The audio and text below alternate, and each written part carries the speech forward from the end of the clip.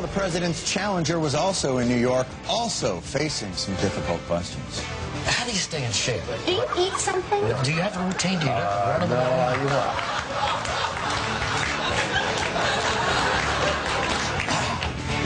It's like Nerf Crossfire.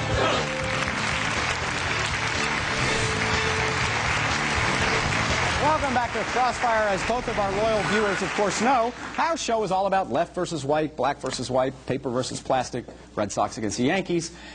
That's why every day we have two guests with their own unique perspective on the news. But today, Crossfire is very different. We have just one guest. He's either the funniest smart guy on TV or the smartest funny man. We'll find out which in a minute. But he's certainly an Emmy Award winner, the host of Comedy Central's Daily Show, and the co-author of the new mega bestseller, America the Book, A Citizen's Guide to Inaction, at your bookstores everywhere. Ladies and gentlemen, welcome to the Crossfire, Jon Stewart. Thank you. Thank you very much. It's very kind of you to say. Now what? Can I say something very quickly? Why do we have to fight? The two of you, can't we just say something nice about John Kerry right now? I like John. I care about John Kerry. And something about President Bush. He'll be unemployed soon. I failed the test. I made the effort anyway. No, actually, I knew Bush in Texas a little bit, and truth is, he's actually a great guy. He's not a very good president, but he's actually a very good person. I don't think you should have to hate to oppose somebody, but it makes it easier. Why do you argue? The two of you? I hate to see it. We enjoy it. Let me ask you a question. Wait, let me ask you a question first. All right. Is John Kerry really the best? I mean, I think, John Kerry's not a terrible guy. Is he the best? Like, I thought Lincoln was good. Is he the best the Democrats can do? Is he the best the Democrats can do? Yeah, this year. I'd always thought in a democracy, and again, I don't know, I've only lived in this country, that there's a process, what do they call them, primaries. Right. And they don't always go with the best, but they go with whoever won. So is he the best? According to the process. Right, but of the 9 guys running, who do you think was best? Do you think he was the best? The most impressive? The most impressive? Yeah. I thought Al Sharpton was very impressive. I enjoyed his way of speaking. I think oftentimes the person that knows they can't win is allowed to speak the most freely, and because otherwise shows with titles such as Crossfire, or Hardball, or I'm going to kick your ass, or we'll jump on it. In many ways, it's funny, and I made a special effort to come on the show today because I have privately amongst my friends and also in occasional newspapers and television shows mentioned this show as being bad. And I felt that wasn't fair, and I should come here and tell you that it's not so much that it's bad as it's hurting America. So I wanted to come here today and say, wait. Here's just what I wanted to tell you guys. Yeah. Stop. Stop hurting America. Okay, now and come work for us, because we, as the people. How do you pay? The people, not well. Better than CNN, I'm sure. But you can sleep at night. See, the thing is, we need your help. Right now you're helping the politicians and the corporations, and we're left out there to mow our lawns. You just said we're too rough on them when they make mistakes. No, you're not too rough on them. You're part of their strategies. You're partisan, what do you call it, hacks.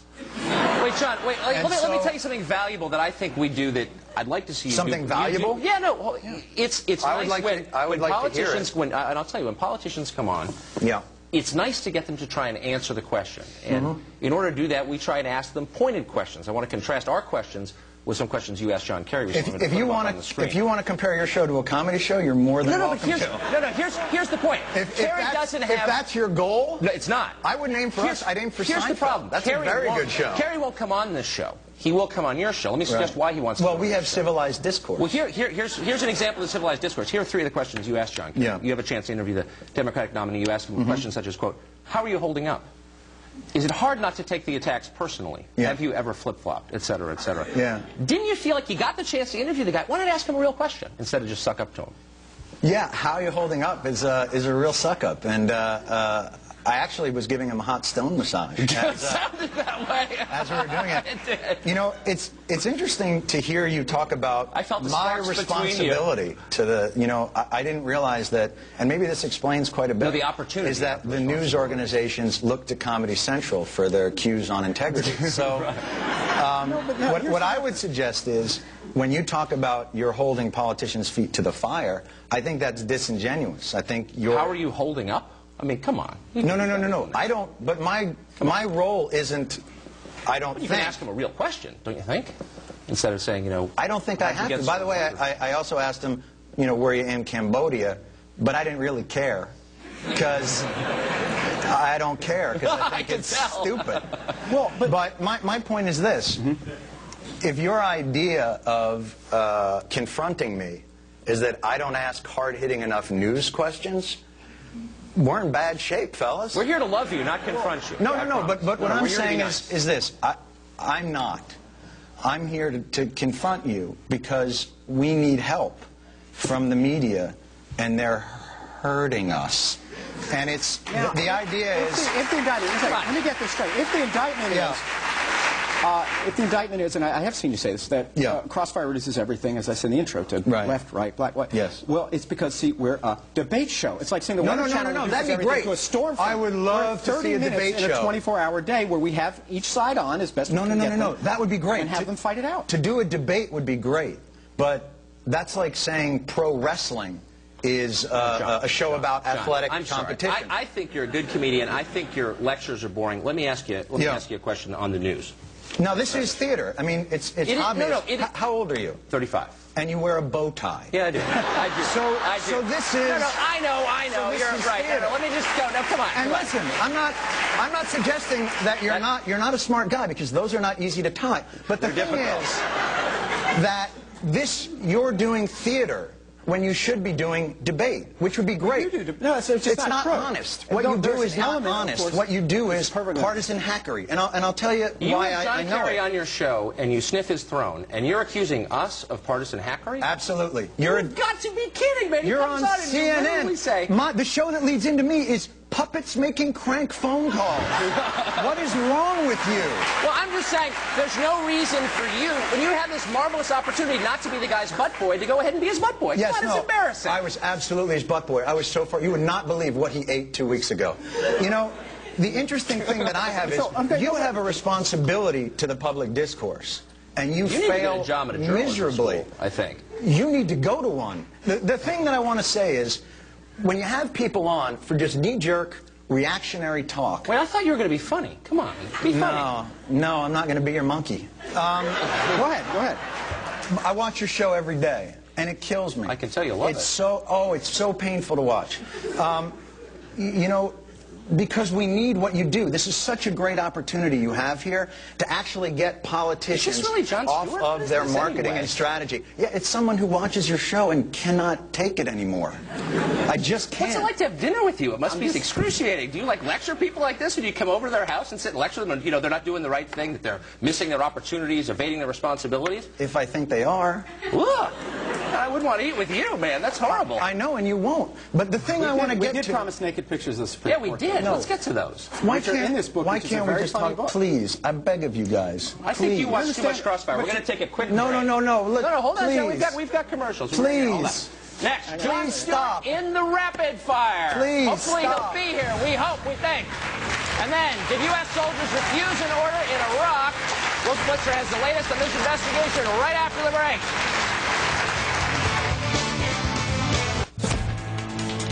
I'm Wolf Blitzer in Washington. Coming up at the top of the hour, the Pentagon investigates a report that U.S. soldiers refused to go on a dangerous mission in Iraq. We'll have details. In medical news, the FDA prescribes a strongly worded label on antidepressant drugs. And why some experts think the flu vaccine shortage is a grim warning about U.S. vulnerability to bioterrorism. All those stories, much more, only minutes away on Wolf Blitzer Reports. Now back to Crossfire.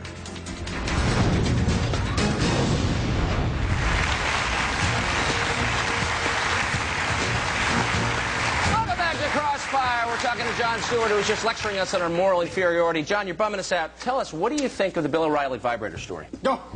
I'm sorry? I don't. Oh, okay. What do you think? Let me change the subject then. Where's your moral outrage on this? I don't have any. I know. Which candidate do you suppose would provide you better material? I'm sorry? Which candidate do you suppose would provide you better material if he won? Mr. T. I think he'd be the funniest.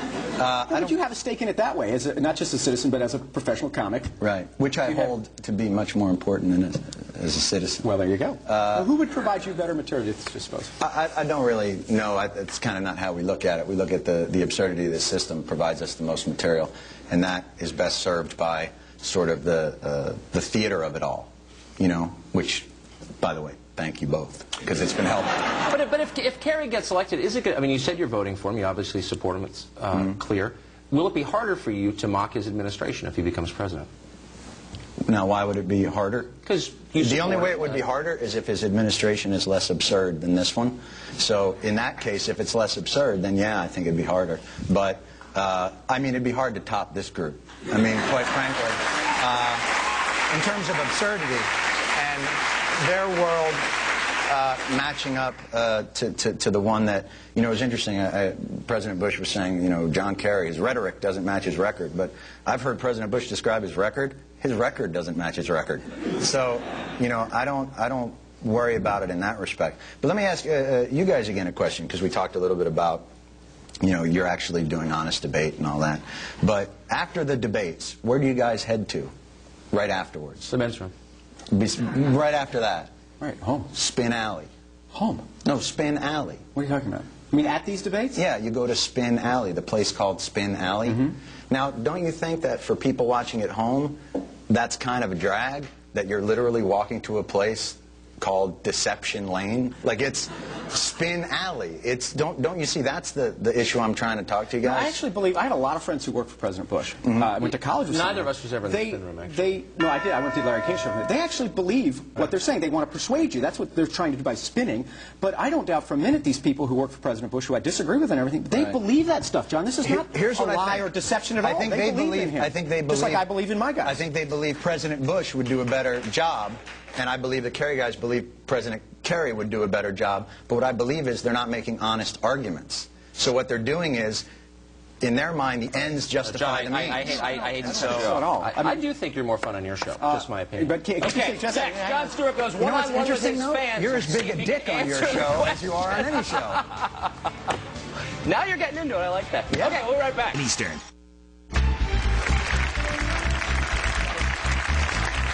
Welcome back.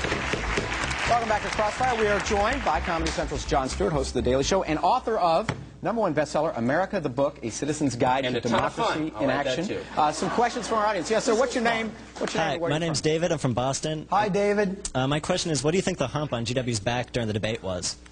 Say it again. What do you think the hump on George's back during the debate was? The hump on his back? Oh, you're not familiar? This is a left-wing conspiracy theory. Can I take this one? Yeah, please. It was nothing. His suit was puckering. A lot of people believe he had one of these in his ear. If he was being fed lines by Karl Rove, he would not have been so inarticulate, guys. It's a myth. It's not true. There's this huge myth out on the left about this. Mr. Jon Stewart. Yes, ma'am. Renee from Texas. Why do you think it's hard or difficult or impossible for politicians to answer a straight, simple question? I don't think it's hard. I just think that nobody holds their feet to the fire to do it, so they don't have to. They get to come on, you know, shows that don't. Were they too easy on them? Yeah. Not Ask easy. him how you hold You it up and began stuff by like saying that. we were too hard on people and too difficult or contentious. And I think you're, yeah. All right, Jon Stewart, come back soon. Jon Stewart, good of you to join us. Thank you very much. The book is America, A Citizen's Guide to Democracy in Action. From the left, I am Paul Begala. That's it for today. And from the right, I'm Tucker Carlson. Have a great weekend. See you Monday. Oh, that was great.